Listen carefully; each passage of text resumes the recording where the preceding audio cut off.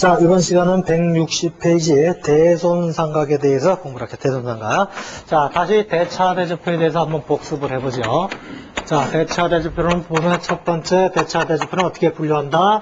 크게 여기가 유동자산, 그 다음에 고정자산, 그 다음에 여기서도 1번 유동부채, 2번에 고정부채, 자본은 자본금, 두 번째 자본, 잉여금,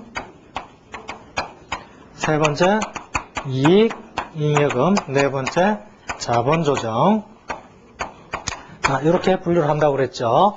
그리고 어쨌든 다시 유동자산은 어떻게? 당좌자산하고 재고자산, 고정자산은 다시 투자자산하고 유형자산, 세 번째 무형자산, 이런 식으로 중분류를 하고요. 다시 이제 소분류에 들어가서 당좌자산에서는 현금 및 현금 등가물, 단기 금융상품, 매출채권, 단기 매매증권, 매출채권, 단기 대여금, 기타 등등, 미수금 이런 것들이요. 자, 그 다음에 재고자산은 상품, 제품, 기타 등등이 있고 아직 우리가 배우지는 않았고요. 고정자산에서 투자자산에서 여기에 들어간 친구들하고 여기 들어간 친구들하고 거의 중복이 돼요. 다만 앞에 장기가 붙었느냐 안 붙었느냐 그 차이만 있고요. 그래서 사실은 여기만 확실하게 하면은 요것도 어느 정도 커버가 되고요. 또 내가 이쪽이다, 상대방은 어느 쪽이에요? 저쪽이겠죠. 내가 매출채권자, 상대방은 매입 채무에 이쪽에 들어갈 거예요. 그러니까 사실은 요 유동자산만 사실 확실하게 공부해도 사실 나머지 부분들이 상당 부분 커버가 될 수밖에 없어요.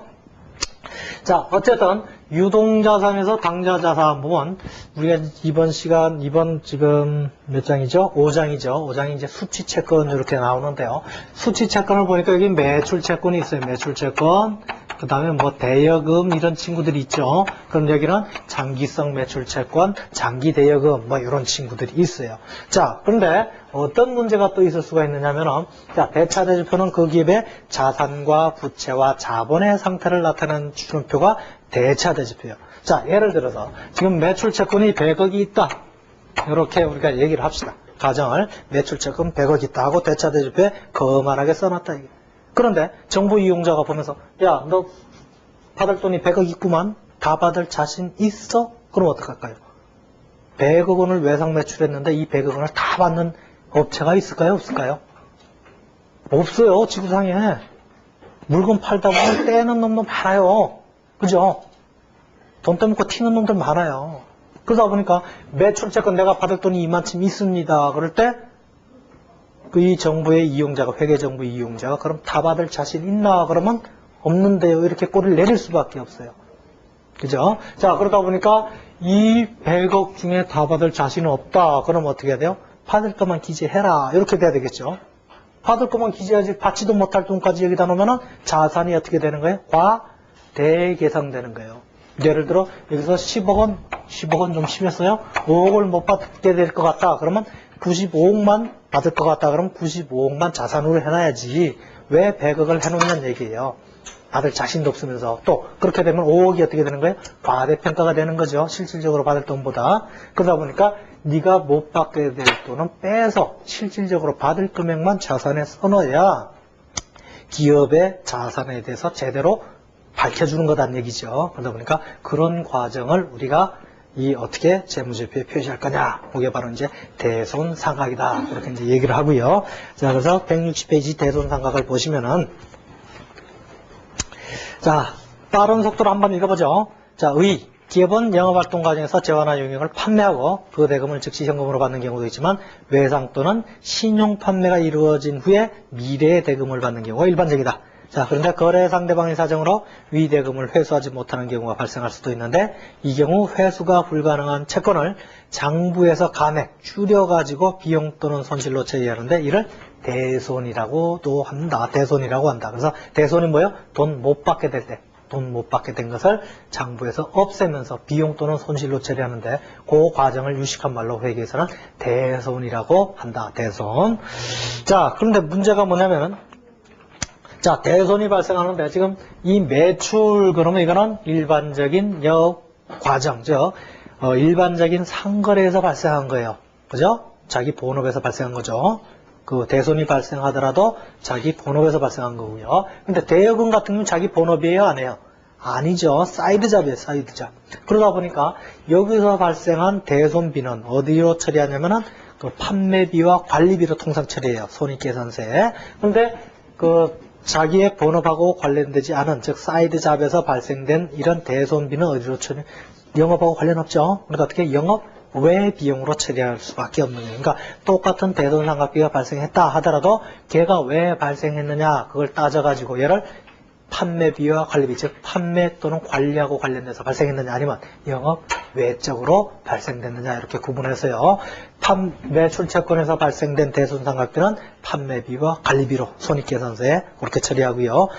대여금 같은 기타 채권에서 발생된 대손상각비는 어떻게 영업의 비용으로 처리한다 이렇게 알아두시면 되고요. 자, 그럼 대손회계 처리는 어떻게 할래? 처리는 어떻게 할래? 자, 그래서 대손회계 처리하는 방법이 두 가지가 있다. 두 가지가. 자, 못 받게 될 때 어떻게 처리할 거냐?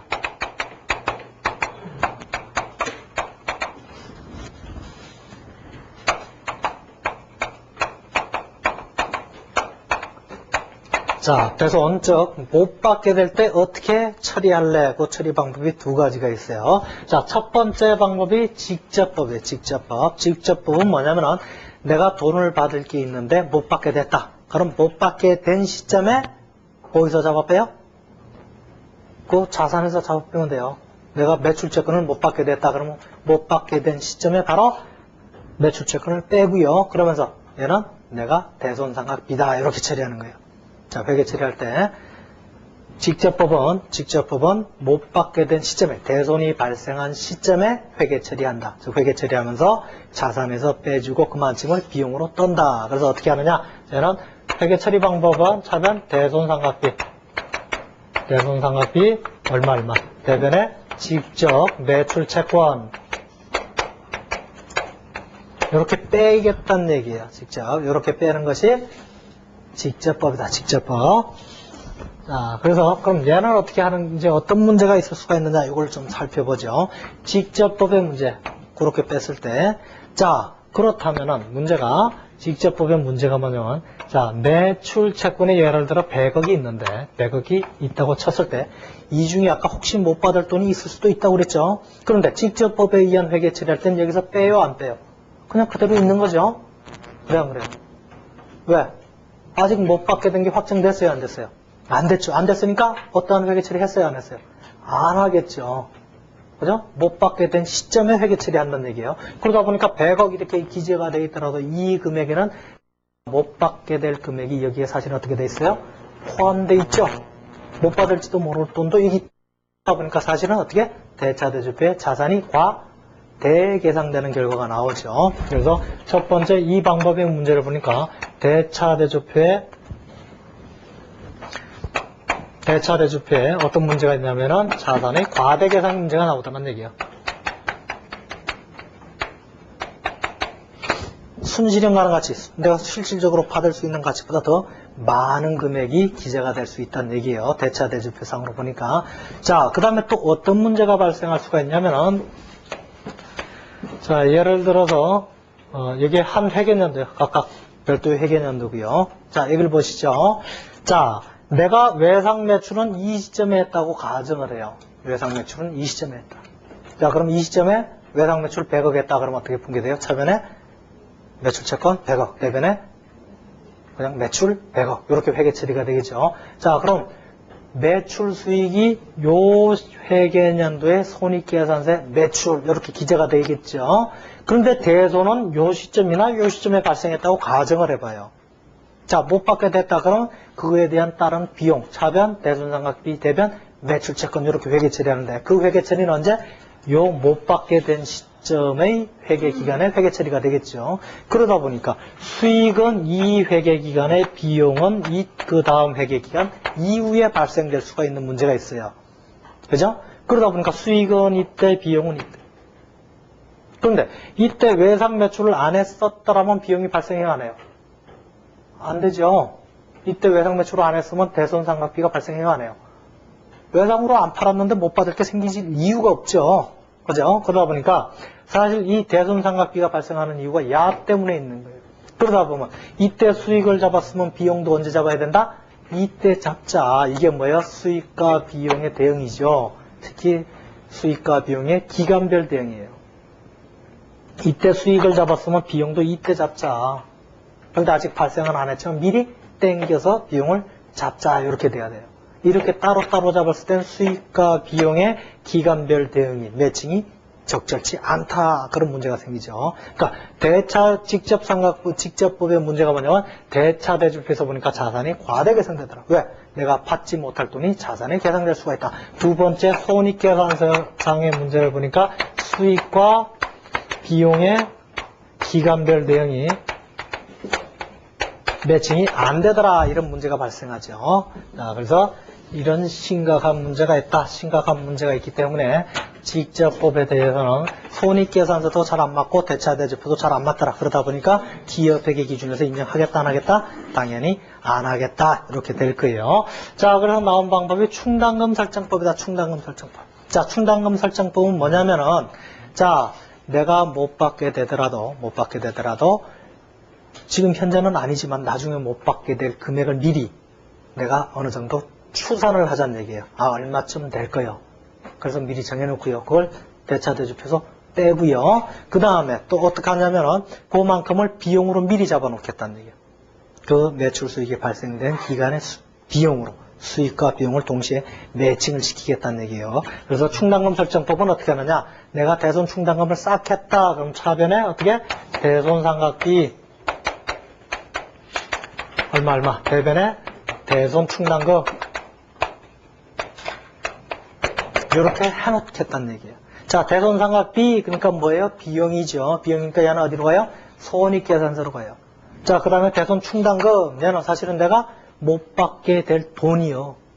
못 받게 될 금액. 자, 그러면 예를 들어 이게 5억이라고 가정을 해요. 자, 그럼 예를 들어 내가 100억 중에 5억을 못 받게 될 것 같다. 그럼 여기다가 대손 충당금에서 5억을 빼가지고 95억 이렇게 표시를 해놓으면 어때요?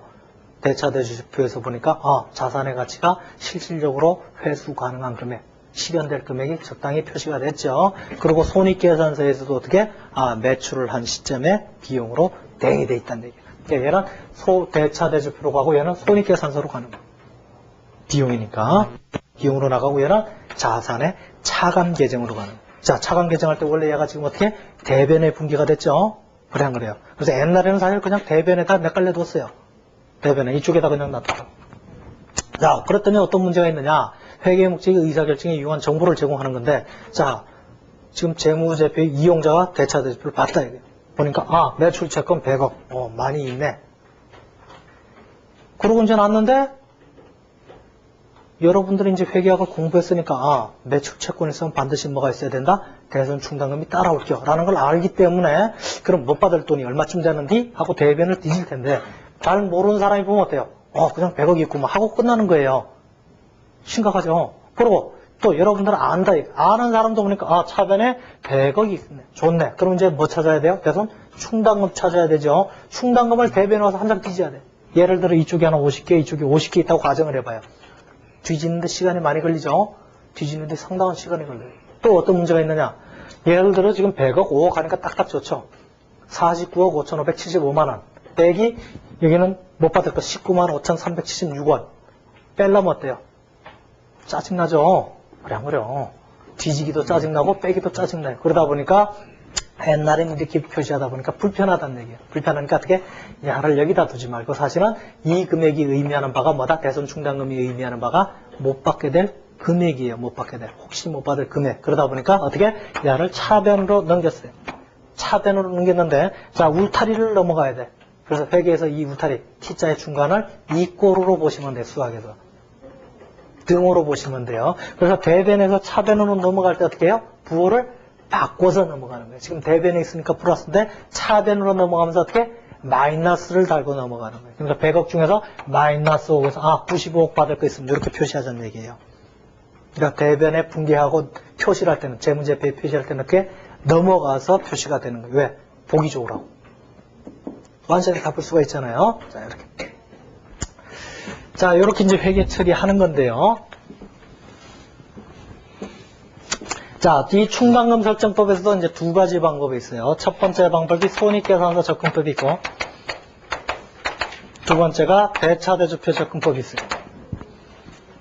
자, 잘 봐요. 여러분, 그 회계는 암기하는 게 아니에요. 암기하는 게. 어쨌든 공부를 할 때 우리가 최소만 암기를 해야 돼. 꼭 암기를 한다 하더라도 최소만 암기를 해야 돼요. 뭐 암기해야 될 부분이 어차피 있으니까 어떤 학문이든지. 자, 이 대차대조표법하고 접근법하고 손익계산서 접근법이 있는데 대차대조표 접근법은 주로 어디에 포커스 둔다는 얘기일까요? 크게 말씀해 보세요. 손익계산서 접근법은 어디에 주로 포커스를 둘까요? 응? 아, 제목에서 가르쳐 주잖아. 모 시험에서 2차에서 이걸 쓰라고 20점짜리가 난 적이 있어요. 오래전에. 모 시험 2차에서 이거 쓰라고. 근데 이거 뭐 다 외우면 어떻게 돼요? 예를 들어 한 2장 써야 된다. 여러분 머리가 그래 좋아요? 아, 물론 좋으시겠죠. 저는 나빠서 그렇게 못 써요. 외워서는 죽어도 못 써. 그럼 제목 보고 어떻게 해야 돼요? 거기서 키워드만 몇 개만 캐치하면 되는 거예요. 자, 대차대조표 접근법은 뭐 어디에 포커스를 두겠어요? 어디에다 중점을 둬?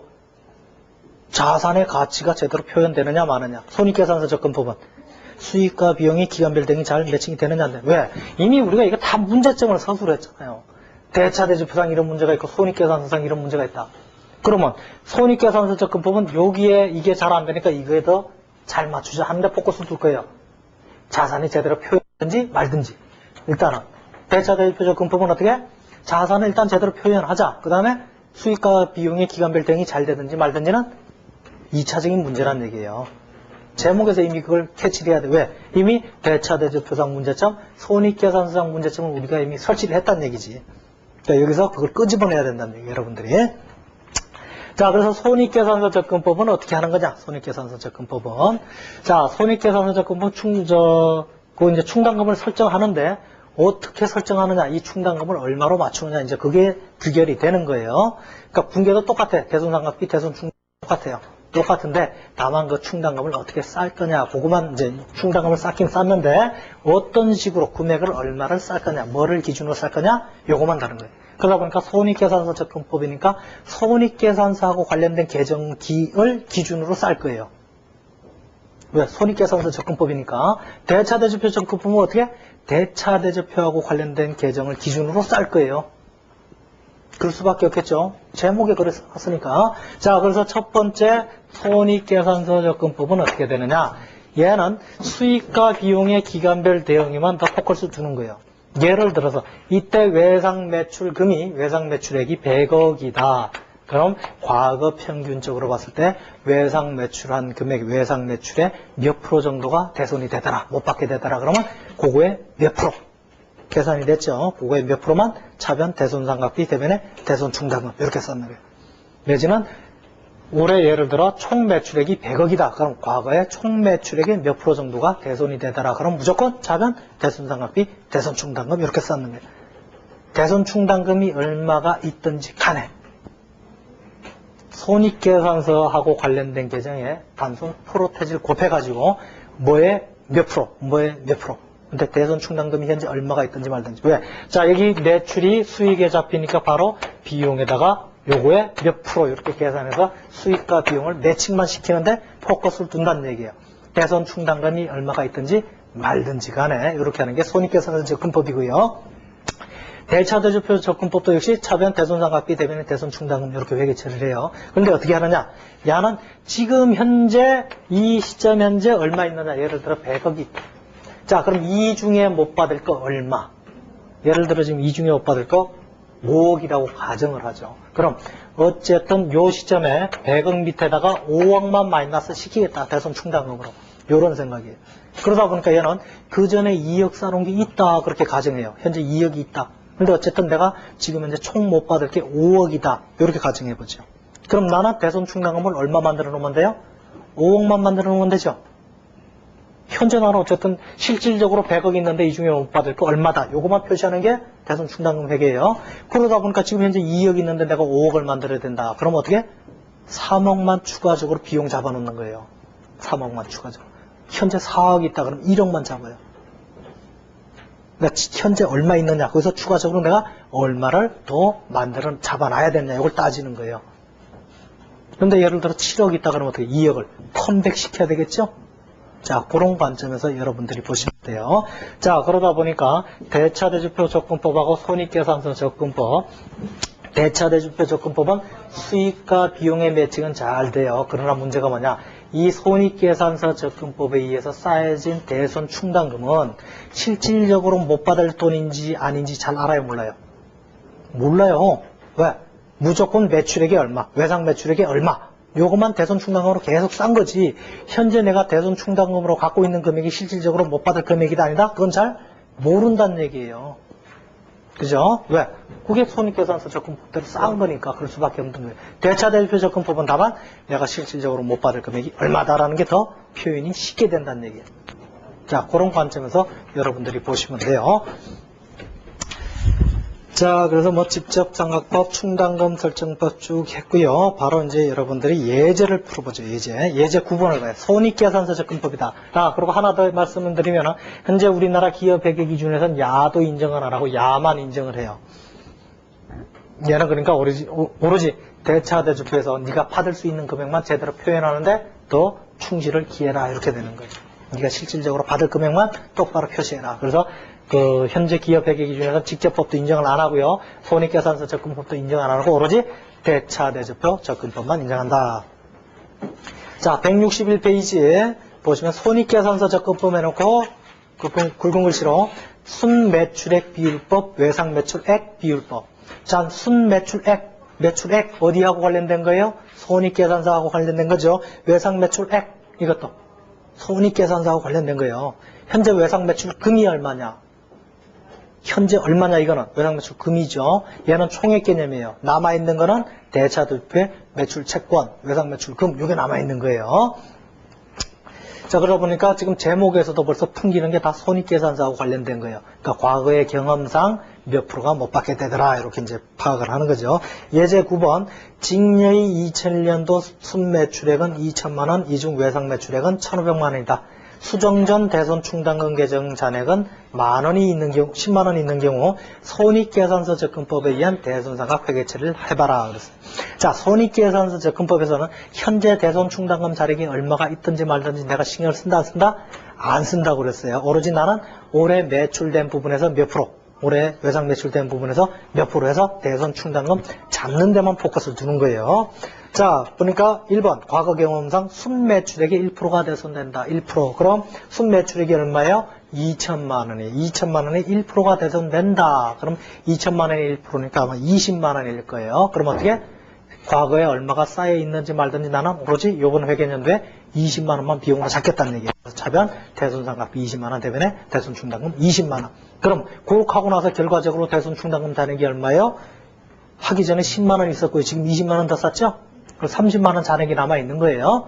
자, 그 다음에 2번 과거 경험상 외상 매출금의 2%가 대손된다. 그럼 외상 매출금이 1,500만 원이니까 2%는 30만 원일 거예요. 그럼 차변에 대손상각비 30만 원, 대변에 대손 충당금 10만 원, 그렇게 회계 처리하고 끝나는 거예요. 그러다 보니까 대손 충당금 잔액이 그렇게 쓸 때는 얼마예요? 40만 원이겠죠. 자, 그러다 보니까 이거의 문제가 이 대손 충당금 잔액이 실질적으로 얼마를 못 받게 될지 그것을 표현하는 숫자가 아니다라는 얘기예요. 단순히 내가 이 회계연도에 얼마 정도 못 받게 될 거를 예상해서 쌓아놓은 대손상각비에 뭐예요? 누계액 중에 아직 대손되지 않은 금액, 잔액을 표시하는 숫자일 뿐이지 실질적으로 그것을 못 받게 된다, 그거하고 관련된 금액이 아니란 얘기예요. 자, 그 다음에 162페이지 보시면 대차대주표 접근법에서 채권 잔액 비율법, 채권 연령 분석법, 그래서 채권 잔액 지금 얼마 남아있다. 그 중에 뭐뭐뭐는 못 받을 것 같다. 내지는 지금 남아있는 거에 몇 프로 못 받을 것 같다. 이게 채권 잔액 비율법이고요. 그 다음에 채권 연령 분석법은 채권의 나이를 따지는 거예요. 나이 따져가지고 사람도 그렇죠. 나이가 많이 들으면 일찍 하늘 날아갈 확률이 높죠. 물론 반드시 선입선출법은 아니죠. 나올 때는 선입선출법으로 나오지만 들어갈 때는 후입선출법이 될 수도 있죠. 자, 어쨌든 그러다 보니까 일반적으로 나이가 많은 사람들이 일찍 죽는다. 채권도 오래된 것은 못 받을 확률이 높다. 그러니까 나이를 따져가지고 1년 된 친구들은 예를 들어 한 10% 못 받을 것 같다. 6개월 된 친구들은 한 8%, 3개월 된 친구들은 한 2%, 한 달 된 친구들은 뭐 1%, 뭐 이렇게 그 나이별로 그 프로테지를 달리 정하는 거예요. 자, 예제 10번 채권 잔액 비율법. 자, 비전주의 2001년 말 외상 매출금 계정 잔액은 400만 원이다. 과거 경험에 의하면 외상 매출금 잔액의 2%가 훼손된다고 예상된다. 상황별로 회계 처리해봐라. 2%만 얼마에 현재 남아있는 채권이 총 400만 원 있는데 이 중에 2% 못 받을 것 같다. 이렇게 된 거예요. 2%가 얼마죠? 248. 8만 원을 못 받을 것 같다. 그럼 목표는 어쨌든 대손 충당금 잔액을 얼마로 맞추는 거다? 8만 원만 맞춰 놓는 거다. 8만 원만. 자, 그런데 대손 충당금 계정 잔액이 그 전에 쌓아놓은 게 하나도 없다. 그럼 어떻게 해요? 싸면 되죠. 얼마를? 8만 원 싸면 돼요. 그래서 차변 대손상각비 8만 원, 대변에 대손 충당금 8만 원 이렇게 싸주시면 돼요. 어쨌든 결론은 8만 원이란 얘기예요. 자, 근데 2번 상황에선 대손 충당금 계정이 만 원이 있었다. 그럼 어때요? 내가 얼마만 싸면 돼요? 추가적으로 7만 원만 더 싸면 돼요. 7만 원. 그래서 차변에 대손상각비 7만 원, 대변에 대손 충당금 7만 원. 그래서 결론은 8만 원으로 맞춰놓겠다는 얘기예요. 그런데 이제 세 번째 대손 충당금 계정 잔액이 9만 원이다. 내가 8만 원만 싸면 되는데 9만 원이나 있다. 그럼 어떻게 해요? 만 원은 컴백을 시켜야 되겠죠. 만 원은 컴백이다. 자, 그럼 어떻게 해요? 대손 충당금이 지금 대변에 있으니까 만 원이 많죠. 그럼 만 원만큼 어떻게? 빼줘야 되죠. 그래서 차변에다가 대손 충당금 만 원, 대변에 대손 충당금 환입 만 원 이렇게 회계 처리가 돼야 돼요. 너무 많으니까 컴백 다시 돌려받겠다 그런 뜻이고요. 채권 연령 분석법에서 예제 11번에 보시면은 자, 수명의 외상 매출금 잔액은 100만 원이고 대손 충당금 계정 잔액이 2만 원이다. 현재 2만 원 있다. 외상 매출금 계정 잔액의 경과일수와 추정률이 다음과 같은 경우 회계 처리해봐라. 봤더니 60일 이하 된 게 30만 원 있고 90일까지가 40만 원, 120일까지가 20만 원, 그리고 121일 초과되는 게 10만 원이 있대요. 자, 그런데 그 금액 옆에 보면 프로테지가 나오죠. 그 프로테지만큼 못 받을 것 같다. 그럼 내가 최종적으로 못 받을 금액의 합계는 30만 원 곱하기 1% 더하기 40만 원 곱하기 2% 20만 원 곱하기 4% 더하기 10만 원 곱하기 10%가 못 받게 될 금액의 합계예요. 그죠? 그럼 내가 고만치만 싸놓으면 돼. 그래서 고만치이 얼마냐? 2만 9천 원이에요. 근데 현재 얼마 있다고? 2만 원이 있대요. 그럼 얼마만 추가적으로 싸면 돼요? 9천 원만 추가적으로 싸면 된다. 그럼 차변에 대손상각비 9천 원, 대변에 대손 충당금 9천 원 이렇게 회계 처리하시면 돼요. 그냥 단순하게. 자, 그 다음에 세 번째 대손 확정 시야 상각채권 추심 시 회계 처리. 자, 그것은 바로 예제 12번을 보면서 우리가 회계 처리를 연습하면 되겠죠.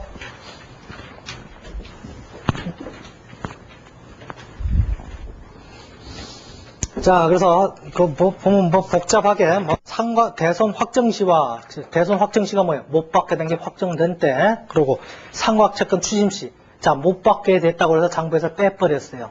이제 대손 상각했다고 그렇게 표현을 하고요. 그런데 그걸 받게 됐대요. 그러니까 돈 떼어먹고 튀었는데 그러면 잡아서 다시 받았대요. 그게 이제 상각채권을 다시 뭐 했다?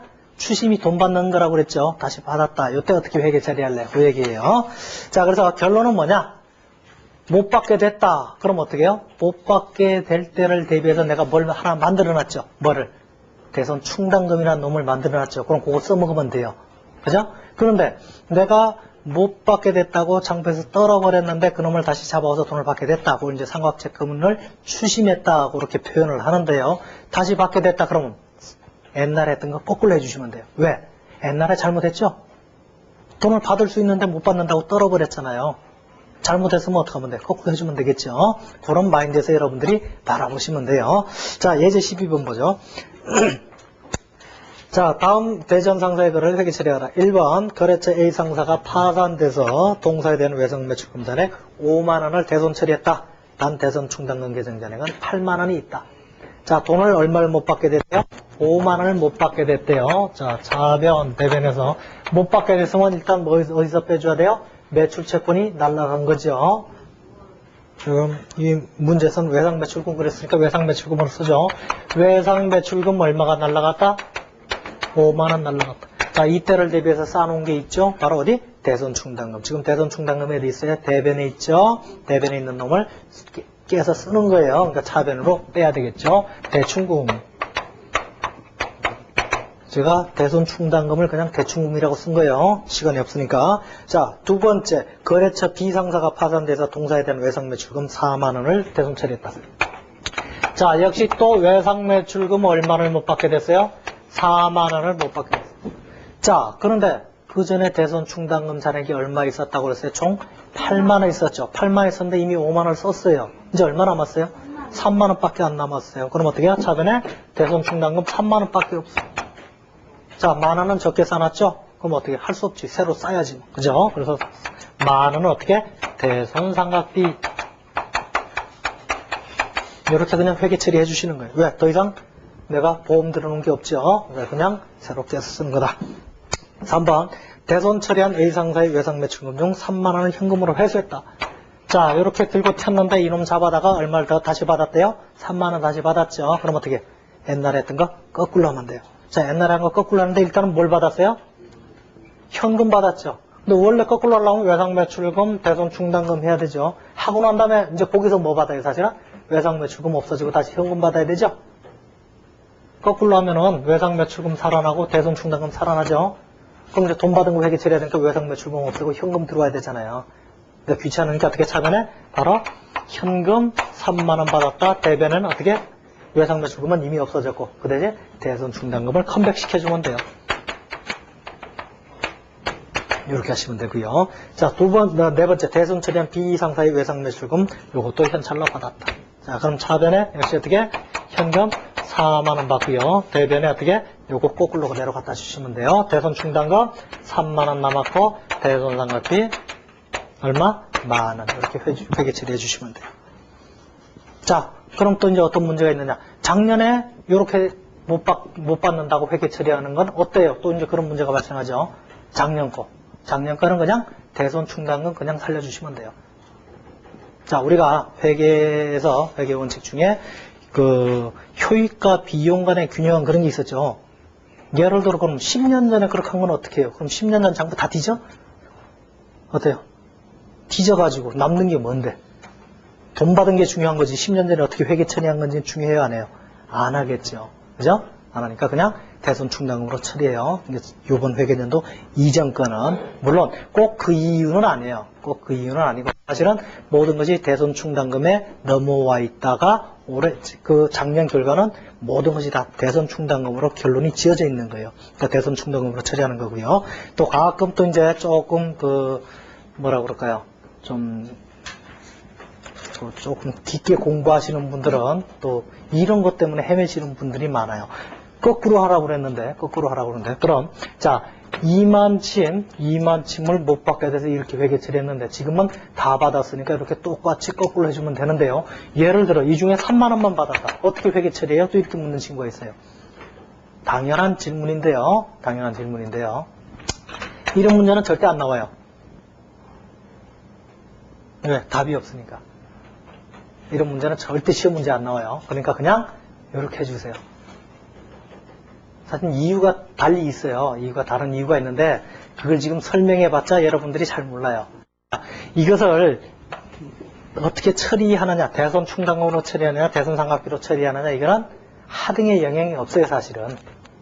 회계연도 전체를 놓고 보면은 비용으로 처리되는 금액, 대손충당금으로 처리되는 금액이 어떤 방법을 쓰든지 간에 항상 일정해요. 끝나고 나서 보면. 요 시점에선 다를지 모르지만 12월 31일 기준으로 보면 항상 똑같아요. 그러다 보니까 그냥 이런 것도 대손충당금 4만 원 이렇게 처리해도 큰 문제는 없어요, 사실은. 근데 어쨌든 기준에서 거꾸로 해라. 그러니까 거꾸로 하는 모습만 보여줄 뿐이지 어떻게 하든지 결론은 항상 버킹검이에요. 대손상각비로 기재되는 금액 똑같고 대손충당금으로 기재되는 금액 똑같아요. 어떻게 하든지. 그건 중급에서 설명을 드릴 테니까 그 정도로 하시고 어쨌든 여러분들은 자 옛날에 못 받게 된 거 다시 받았다 그러면 옛날 거 거꾸로 한다. 이 정도만 여러분들이 알아두시고 그럴 때를 대비해서 대손충당금 쌓아놓는 거다. 이 정도만 알아두시고요. 자, 그 다음에 네 번째 대손상각과 재무제표 이렇게 나오죠.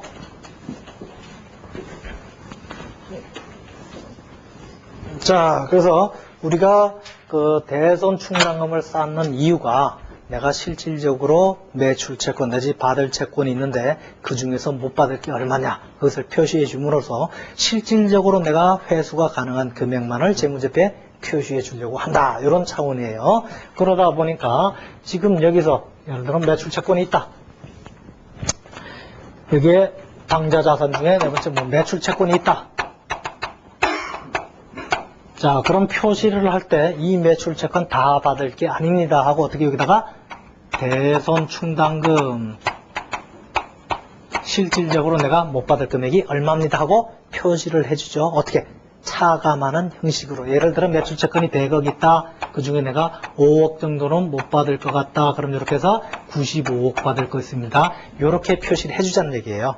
왜? 이렇게 표시해 줌으로 인해서 우리가 그 대차대조표에서 내가 받을 채권의 실질적인 금액을 잘 표시할 수가 있다.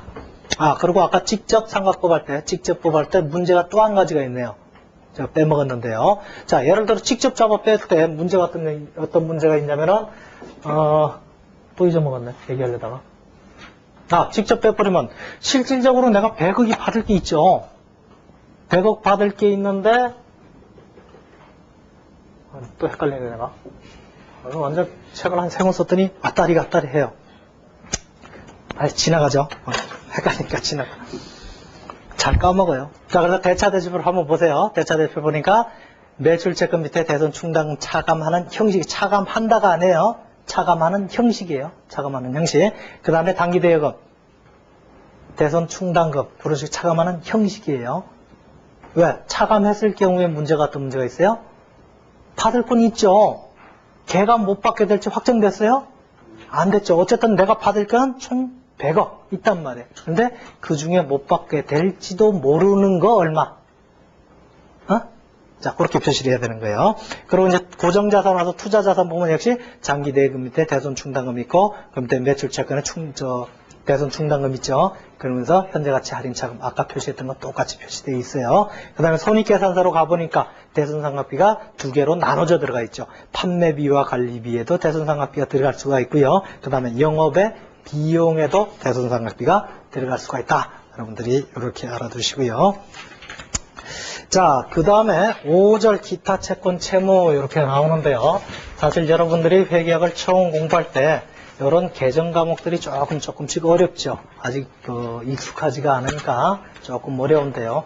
방법이 없어요. 왜? 여러분들이 특히 이제 한자를 모르니까, 한자를 익숙하지 않으니까 그 개정 과목들 간의 미묘한 차이를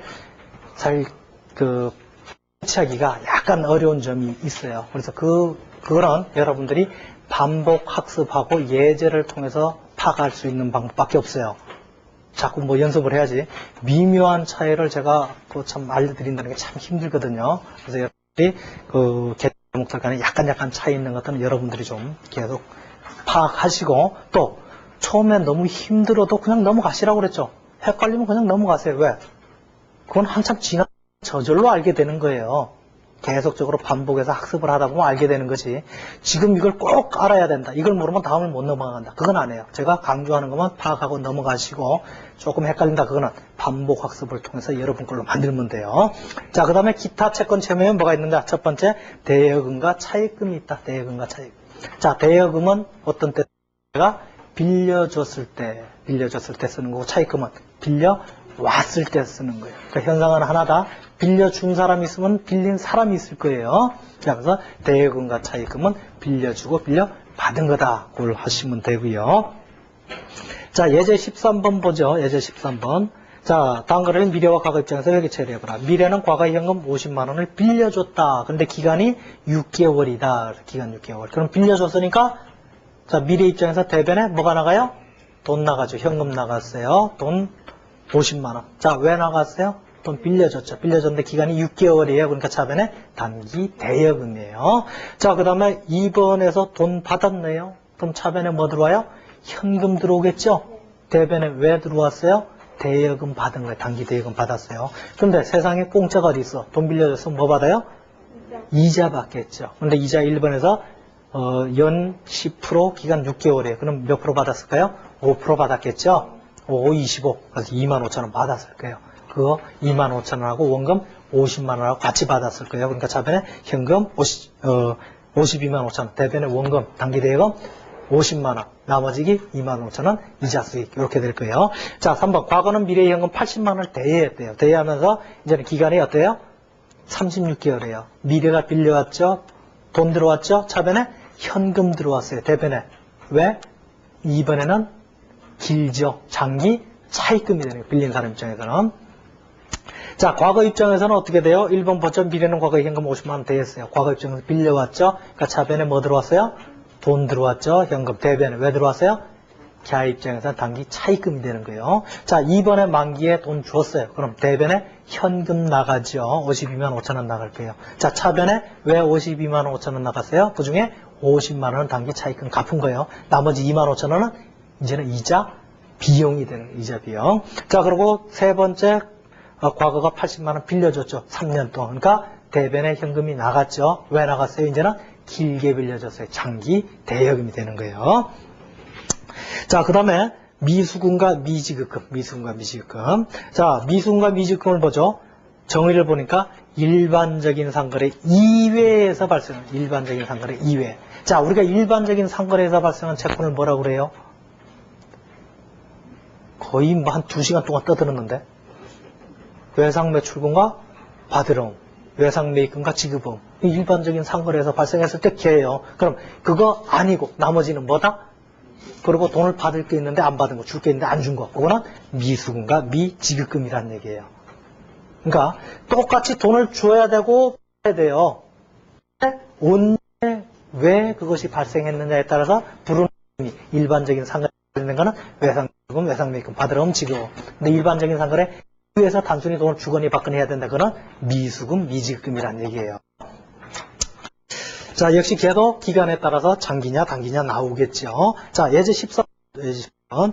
건물을 구입하고 대금은 1개월 후에 지급하기로 했다.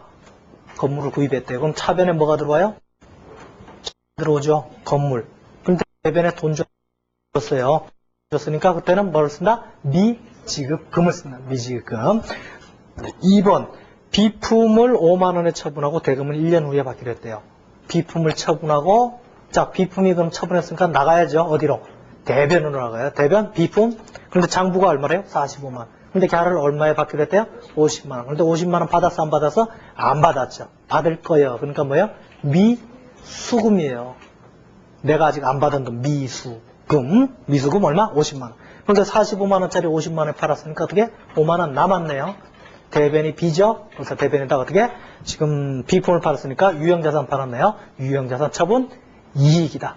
유형자산이 생각 안 난다. 그럼 B품 처분 이익 상관없어요. 그러면은.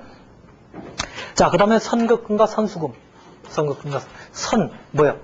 먼저 준 거예요. 선급. 미리 지급한 거죠. 선수. 미리 받은 거예요. 그래서 여러분들이 보통 선금 준다 그러죠? 에어컨 같은 게 품귀 현상이 일어나면 어때요? 에어컨 가게에 미리 돈 갖다 맡기고 물건 들어오면 나 1차로 줘야 돼 하고 맡기죠. 그럴 때 뭐 보통 선급금, 선수금 이렇게 되는 거예요. 자, 15번을 풀어보죠. 자, 미래는 과거에 상품 500만 원을 주문하고 계약금으로 100만 원을 현금으로 지급했대요. 자, 상품을 주문하다 거래요, 안 해요? 아니죠. 상품을 주문했으면 제가 상품을 보냈으면 내가 그에 대한 그 대금을 지급할 의무가 생기지만 단순한 말로만 주문했다. 이건 거래가 아니에요. 그 대신 뭐가 있어요? 계약금으로 100만 원 현금 줬대요. 그럼 어떻게 분개해요? 차변, 대변에서 일단 돈 나갔죠. 현금 100만 원. 차변에는 내가 미리 줬어. 선급금이죠. 100만 원 맞아요? 네. 자, 왜 선급금이 자산이냐? 내가 돈을 줬는데 뭐 받은 게 있어 없어? 없잖아요. 그럼 적어도 물건을 받든지 아니면 다시 뭘 받아야 돼? 물건을 못 받으면 돈을 돌려 받아야 되죠. 그러니까 자산이지. 내가 아무것도 안 받고 원사이드하게 100만 원 줬단 말이에요. 그럼 물건을 받든지 아니면 최소한 돈을 돌려받을 권리가 생기는 거예요. 그러니까 당연히 자산이 되는 거예요. 자, 두 번째. 위의 주 과거에 주문한 상품이 도착해서 인수하고 계약금을 차감한 잔액은 2개월 말에 지급하기로 하다. 자, 이제 물건을 받았어요. 물건을 받아. 자, 물건, 주문한 상품이네요. 상품은 어떻게 매개 처리 차변에? 매입했죠. 매입, 1번에 보니까 얼마짜리? 500만원짜리. 자, 원래 대변에 현금 500만원 줘야 되죠. 줘야 되는데 미리 줬죠. 100만원은. 어디 있어? 걔가 선급금에 돼 있죠. 그럼 그걸로 까는 거예요. 선급금 얼마? 100만원. 이걸로 까고 나머지 400만원은 언제 줄게? 다음 달 말해 줄게. 그러니까 아직 안 줬죠. 안 줬어. 그럼 뭐예요? 얘는 뭐예요 지금? 상품 사기로 했잖아요. 상품 살 때 뭐? 외상 매입금으로 하는 거야. 그러니까 똑같은 돈을 안 준 거라도 지금 어떤 거래에서 안 줬냐 이거에 따라서 부르는 이름이 달라지는 거예요. 그래서 여러분들이 처음 공부할 때 조금 힘들다는 거예요. 과거도 해야 되나요? 자, 과거 입장에서 보죠. 과거 입장. 자, 이건 미래고 준 사람 입장에서 과거 입장에서 보죠. 과거. 자, 과거 입장에서는 주문을 받았죠. 주문을 받고 돈만 받았어. 그러니까 차변에 현금이 돼요. 얼마 받았어요? 100만 원 받고. 그 다음에 여기는 왜 받았어? 선수한 거예요. 선수. 자, 선수 미리 받았는데 아무것도 준 게 없어. 그러다 보니까 적어도 상품을 건네주든지 아니면 상품이 없으면 돈을 돌려줘야 될 의무가 있는 거예요. 그러다 보니까 부채가 된 거예요. 그죠? 자, 그 다음에 500만원치 이제 물건 보냈어요. 물건 보냈어요. 자, 물건 보냈으니까 대변인 뭐가 돼요? 매출이 되는 거죠. 얼마? 500만원. 자, 그러면서 현금 받아야 되는데 100만원 미리 받았어요. 미리 받았을 때 처리한 게 선수로 했죠. 그러니까 선수금을 없애주는 거예요. 선수금 100만원을 없애주고 아직 400만원 다음 달 말에 받을게. 그러니까 어떻게 해요? 외상 매출금 또는 뭐 매출채권 이렇게도 상관이 없겠죠. 자, 네 번째 선대금과 예수금. 선대금과 예수금. 자, 선대금은 조금 뭐 요새는 사실 그렇게 쓰여지는 계정은 아닌데요. 그냥 그 대립되는 개념으로만 보죠. 자, 선대금은 조금 힘드니까 예수금을 먼저 보죠. 예수금. 자, 예수금 계정은 거래 상대방이 지급해야 될 금액을 대신받아 두었다가 제3자에게 지급해야 하는 부채를 처리하는 계정이다. 그러니까 나가 있고 제3자가 나가 있고 여기 뭐라고 표시했죠? 거래 상대방이라고 표시했네요. 그럼 이제 상대방이 있고 3자가 있다. 자, 여러분들이 이제 직장인들은 아주 쉬울 텐데요. 자, 나가 야한테 월급을 준다고 가정해요. 자, 월급 주면서 꼭 뭐를 떼죠. 세금을 떼요. 세금. 내지는 보험료도 떼요. 보험료도. 그래서 직장인들을 유리할 지갑이다 하는 이유가 야가 돈 주면서 반드시 월급을 떼게 돼, 세금을 떼게 돼 있어요. 세금은 사실 누가 내야 되느냐? 야가 국세청에 갖다 내야 돼요. 세무서에. 그런데 예를 들어 지금 여기 뭐 삼성화재 근무하시는 분들이 많으니까 삼성화재 직원이 3만 명이 된다고 가정을 합시다. 그럼 삼성화재가 종업원들한테 급여를 주면서 3만 명한테 급여를 주면서 세금은 네가 갖다 내. 그렇다고 가정을 해봐요. 그럼 마비가 되죠. 자, 3만 명이 세금 내려고 줄 설 거예요. 자고로 돈을 빨리 갖다 내는 놈이 있을까요? 없을까요? 없죠. 세금 만기까지 딱 갖다 낼 거예요. 자, 갖다 내려면 3만 명이 다 줄 서서 가야 돼요. 세무서까지. 자, 그러다 보니까 업무는 안 들어가죠. 삼성화재 업무 전폐. 그 다음에 국세청도 어때요? 3만 명으로부터 돈을 받으려면 신나죠. 거의 전 직원이 다 달라붙어요. 너무 불편하죠. 그러다 보니까 야, 귀찮다. 귀찮으니까 어떻게? 네가 월급 줄 때 야가 낼 세금을 네가 좀 받아둬라. 떼고 줘라. 떼고 줘가지고 그 세금을 네가 완샷에 내줘. 옛날에는 3만 명이 갖다 냈는데 이제는 어떻게? 한 놈이 한 놈한테만 갖다 놓으면 돼요. 그럼 이제 딱 2명만 가서 일하면 되죠. 나머지는 본업에 종사하면 돼요. 엄청나게 편하죠. 요렇게 하는 걸 보통 이제 우리가 원천징수한다. 이제 세무적으로는 원천징수한다 그러는데, 원천징수까지는 여러분들이 직장 들어가면은 직장에서 허구한 날 당하는 게 원천징수니까 혹시 몰라도요. 알아서 다 떼가요. 여러분들이 아무 말 안 해도. 어쨌든 그러다 보니까 나 입장에서 보는 야한테 돈을 줄 때 돈을 뗐어요. 돈을 뗐는데 지 돈이요? 아니죠. 어떻게 해야 돼? 야한테 갖다 내야 돼. 단지 지가 뭐만 한다? 보관만 하는 돈이에요. 보관만. 그렇죠? 지 돈은 아니요. 그러니까 지가 돈을 떼더라도 그건 지 자산이 아니요? 아니고 뭐예요? 부채요. 왜? 갖다 내야 되니까. 야돈이니까. 그때 처리하는 게 뭐다? 예수금이다. 예수금. 그러니까 월급 줄 때 보통 소득세로 떼고 주고요. 요새 뭐 국민연금, 그것도 보험료죠. 그다음에 뭐 고용보험, 또 그냥 의료보험. 하여튼 뭐 요새 무지하게 떼요. 그래서 한 15% 정도 떼요, 요새? 무지하게 뗄 거예요. 무지하게 떼고 준다고요. 자, 떼고 난 다음에 야가 다 먹는 게 아니라 그걸 여기다 갖다 낸다. 그러다 보니까 부채예요. 그게 예수금이에요. 자, 그 다음에 선대금은 뭐냐? 선대금. 기업이 미래에 지급해야 될 금액 중 미리 그 일부나 전부를 거래 상대방에게 지급하는 계정으로 종업원에게 지급해야 할 급여 중에서 그 일부를 가불해 주는 경우 이럴 때 보통 선대금 계정을 쓴다.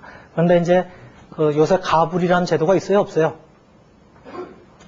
있기야 있죠. 있기야 있는데 써먹는 사람이 있어요? 없어요?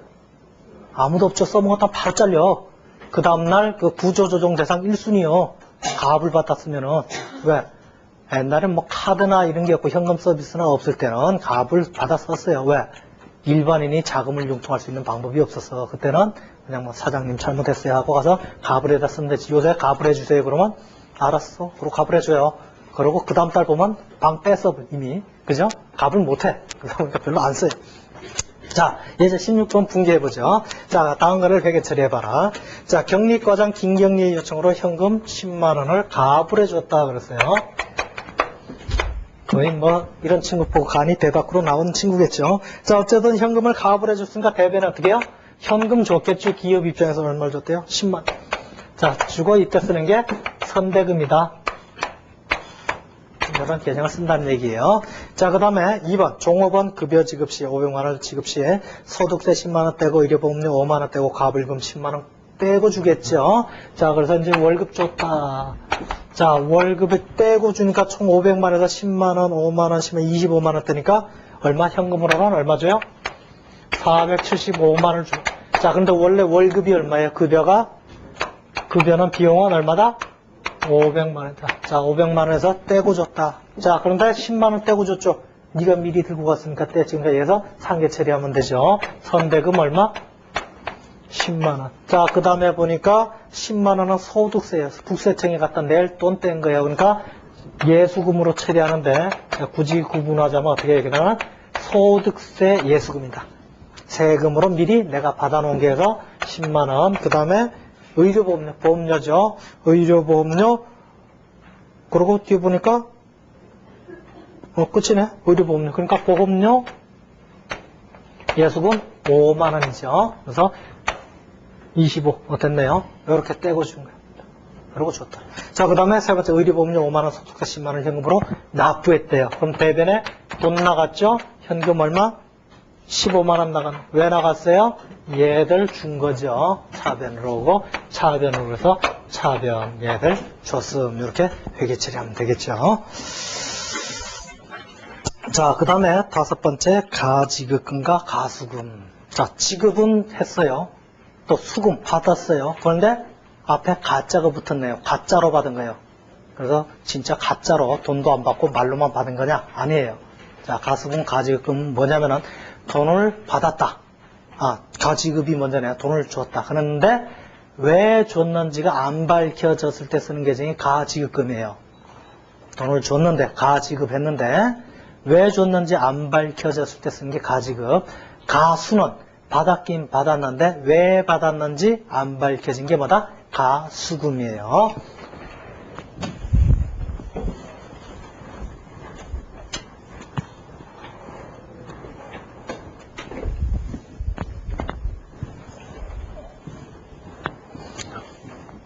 여담으로 얘기하자면은 아주 옛날에 기업들에서 이 가수금, 가지급금 상당히 많이 썼어요. 그래서 저도 상당히 재미있었죠. 왜냐면 제 전공이 회계예요. 그죠? 제 전공이 회계니까 제가 감사를 다닐 때도 주로 격리 파트, 대출, 뭐 자산운용, 부동산 파트, 주로 이제 자산하고 관계된 부분을 제가 감사를 많이 했죠. 그러다 보니까 옛날에는 회계를 잘하는 사람이 없으니까 기업들에서 막 내깔려나요. 지금 요새 이제 비자금이 문제가 되죠. 비자금 줄 때도 돈을 주긴 줬는데 뒤로 뺏어 주는 거죠. 돈을 줬는데 어쨌든 돈이 나갔으면 어떻게 해야 돼? 회계 처리해야 되죠? 근데 회계 처리를 해야 되는데 갖다 줬음. 쓸 수 있어요, 없어요? 못 쓰잖아요. 못 쓰니까 일단은 가지금 처리해놓고 나중에 이상한 경비 갖다 막 때려 붙이는 거예요. 심한 경우 감날 나가 보니까 연말에 구두 티켓을 몇천 장을 샀어. 제가 불렀죠. 이 구두 티켓 어떻게 했냐 그랬더니 뭐 선물하고 업체들 갖다 주고 그랬대요. 나는 안 받았는데 그랬더니 환장하려고 그러죠. 나는 안 받았는데 그때는 로비 많이 했어요. 로비가 아니라 인사를 많이 했어요. 최소한 연말에 구두 티켓 한두 장은 다 갖다 상납을 했어요. 근데 나는 받은 적이 없고 그래서 옆에 사람한테 물어봤죠. 너 이 회사에서 구두 티켓 받았냐 그랬더니 안 받았대요. 그럼 너 누구한테 갖다 줬냐 그랬더니 얼굴이 벌개지는 거예요.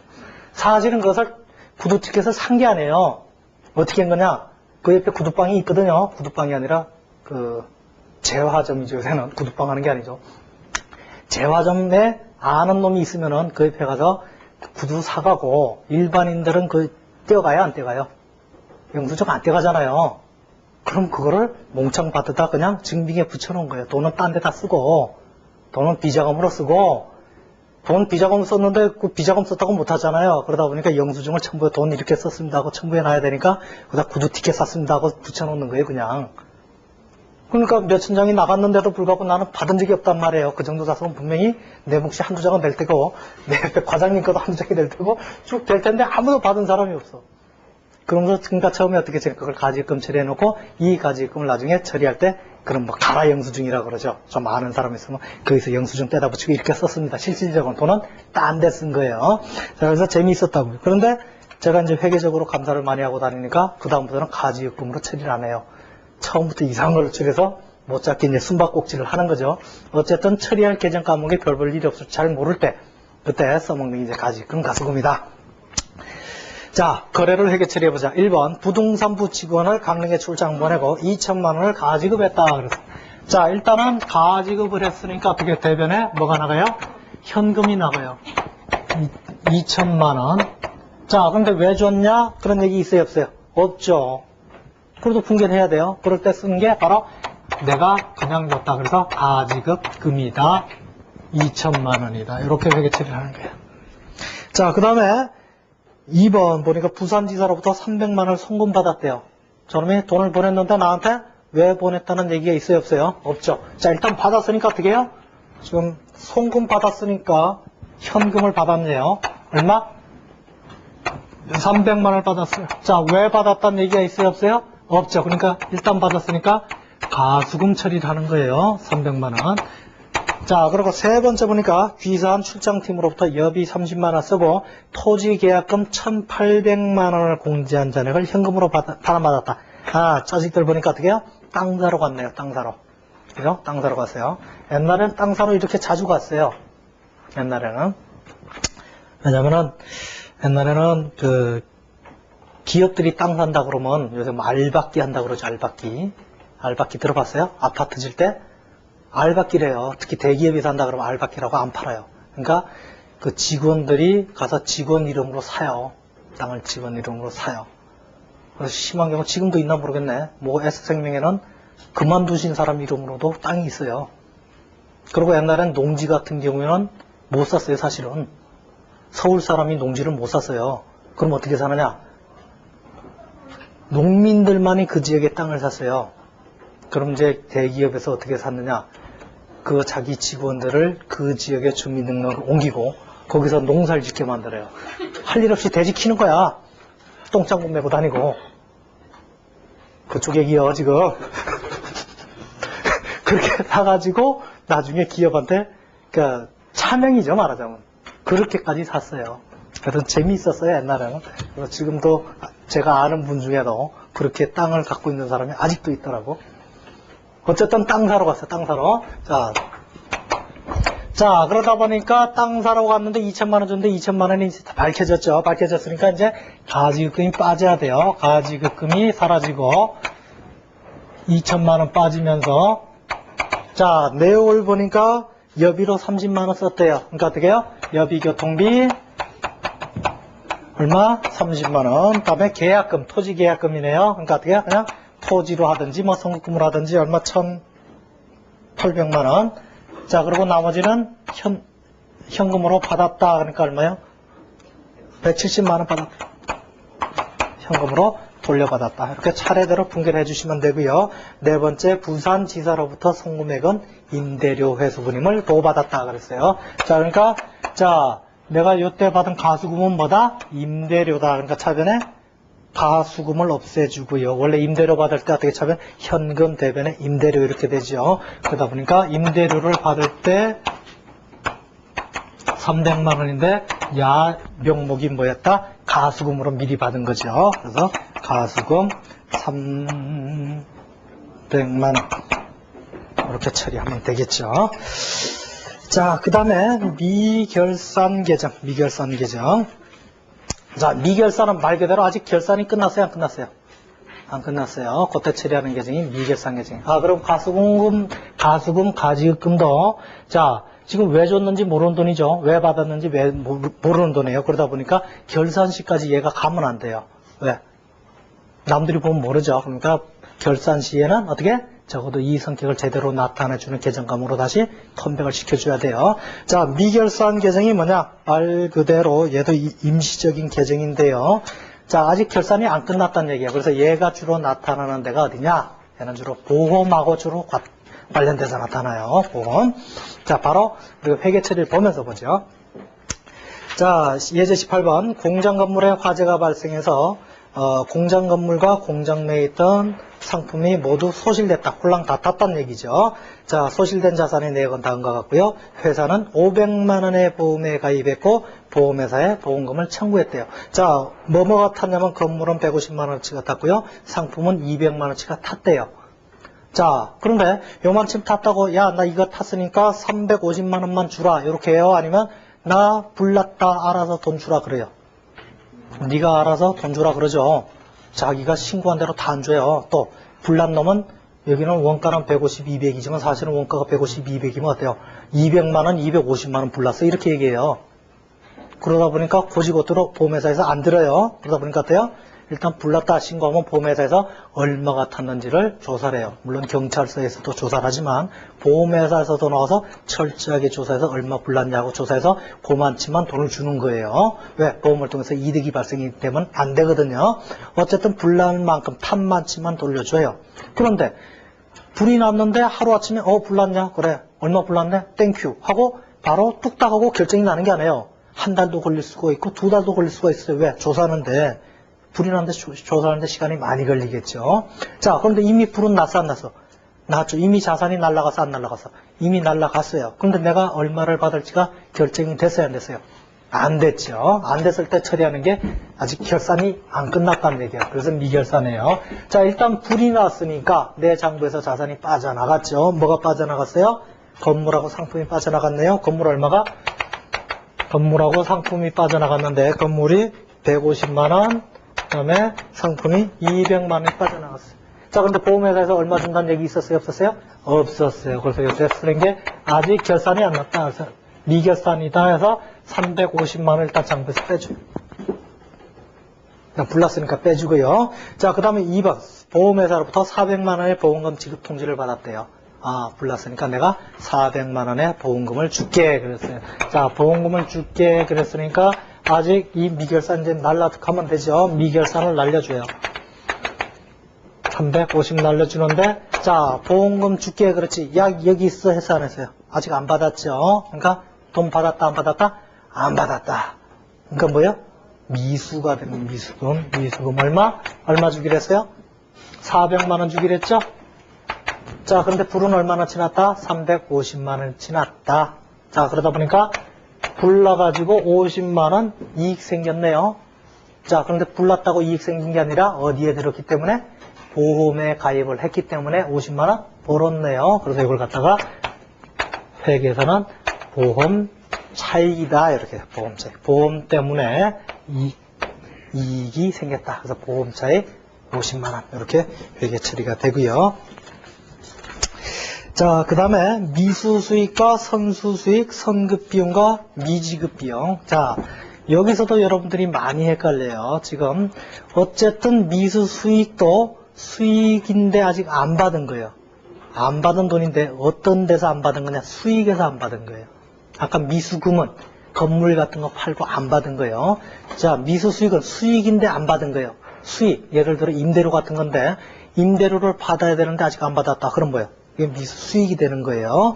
그 다음에 선수수익은 내년치 임대료까지 미리 받았다. 돈을 미리 받았다. 그럼 선수금이 될 수도 있지만 얘는 뭐? 수익에서 미리 받았으니까 선수수익 이렇게 하는 거예요. 그 다음에 선급비용. 내년치 임차료를 미리 줬다.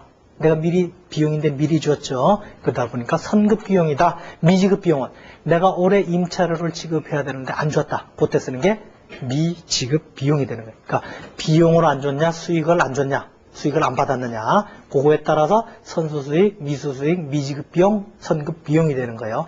그냥 일반적인 돈을 주거니 받거니 안 했다. 그거는 미수금, 미지급이 돼요. 그러니까 단순히 건물을 팔았는데 안 됐다. 그건 수익이 아니죠. 그죠? 손익계산서의 수익으로 기재되는 게 아니죠. 조금 헷갈릴 거예요, 처음에는. 그래서 멍해도 할 수 없어요. 자주 보면, 아, 수익이다, 비용이다. 지금 손익계산서로 할지, 대차대조표로 갈지 헷갈리는 분들이 많을 거예요. 그러나 지금은 조금 힘들더라도 계속 그냥 반복 학습하세요. 반복 학습하시면은, 아, 수익인데 안 받았다면 미수수익, 수익인데 미리 받았다, 선수수익, 비용인데 미리 줬다, 그런 선급비용, 안 줬다, 미지급비용, 이렇게 되는 거예요. 자, 다음 거래를 회계 처리해봐라. 2001년 1월 1일 믿음은 소망의 건물 임대차 계약을 체결했다. 임대차 계약은 1년이면 임차료 50만원은 계약 시 지급했다. 자, 그럼 믿음이 지금 뭐야? 믿음이 주는 거예요. 믿음이 빌렸어요. 빌리고 어떻게 임차료를 1년분을 다 주었어요. 그죠? 다 주다 보니까 지금 언제부터? 1월 1일 날이죠. 1월 1일 날 계약하고 임차를 다 줬어. 그런데 이것이 1년분이죠. 1년분. 1년분 다 주니까 줄 때 어떻게 처리해야 돼요? 비용을 다 줬죠. 그러니까 어떻게 해요? 선급비용이 되는 거예요. 차변에 자산 선급비용, 대변에는 돈 나간 거죠. 현금. 이렇게 되는 거고요. 자, 그럼 그걸 소망주 받은 사람 입장에서 보면 어때요? 미리 받았죠. 차변, 현금, 대변에 선수, 수익. 물론 그냥 임대료, 임차료 이렇게 할 수도 있어요. 그건 나중에 우리가 공부하기로 하고, 어쨌든 미리 줬으니까 선급비용, 미리 받았으니까 선수 수익이 되는 거예요. 자, 두 번째, 위일에서 계약시 임차료를 지급하지 않고 임차기간 만료시 지급하기로 했으나 12월 31일까지 돈이 없어서 안 줬다. 예를 들어서 계약 인대하고 돈은 12월 31일 날 주기로 했는데 이날 아직 안 줬다, 안 주고 받았다. 이렇게 되면 어떻게 돼요? 이 건물을 빌린 사람 입장에선 아직 안 줬으니까 미지급 비용이 되는 거예요. 그죠? 그러니까 빌린 사람 입장에서는 원래 어떻게 해야 돼요? 차변에 임차료 대변 현금 해야 되는데 돈을 안 줬죠? 그러니까 여기다가 미지급 비용 얼마 차변에는 뭐야? 임차료. 빌린 사람 입장에서는 빌려준 사람 입장에서는 돈을 받아야 되는데 안 받았죠? 그죠? 원래는 차변에 현금, 대변에 임대료 해야 되는데 못 받았어요. 그러니까 대변 임대료는 똑같고 차변에는 미수 수익 이렇게 하는 미수 수익. 자, 그래서 아마 처음 공부하시는 분들은 이런 계정 과목들이 알딸딸할 거예요. 또 약간 조금씩 다르죠. 그러니까 뭐 수익인지 비용인지 이것도 지금 정확히 잘 모르는 분들이 있을 텐데 그런 데서 아주 헷갈릴 수가 있어요. 근데 여러분들이 그냥 꾸준히 몇 번 읽으세요. 몇 번 읽고 정 안 되면 그냥 지나가요. 왜? 끝나보면 또 알게 돼요.